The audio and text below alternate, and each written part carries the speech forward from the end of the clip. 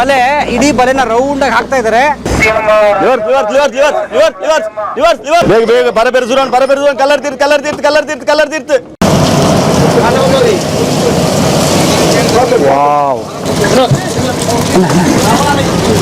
Dinghy ಇದು ಪಾಪ್ಲೆಟ್ ಅಂತ, white ಪಾಪ್ಲೆಟ್. ಇದು ಬಹುಶಃ ಬೆಂಗಳೂರಿಗೆ ಬರೋಕೆ 1,000 ರೂಪಾಯಿ ಆಗುತ್ತೆ. ಜಾಸ್ತಿ ಆಗುತ್ತೆ. ಅದು ನಂಗ್ ಅಂತ ಹೇಳ್ತೇವೆ. ನಂಗೆ ಇಟ್ಕೊಳ್ಳಿ, ಅದು ಜಾರ್ತದೆ, ಇಟ್ಕೊಳ್ಳಿಕ್ ಆಗಲ್ಲ, ಜಾರ್ತದೆ.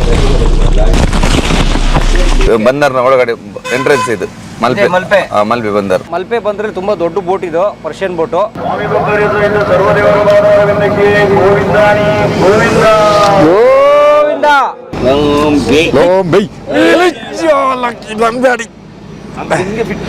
ಮತ್ಸ್ಯ ಸಂಪತ್ತೇ ನಮ್ಗೆ ಬಂಗಾರ, ವಜ್ರ, ವೈಡೂರ್ಯ, ಮುತ್ತು, ರತ್ನ ಎಲ್ಲ ಕುಬ್ಲಿ ಅಂತ ಹೇಳ್ತೇವೆ.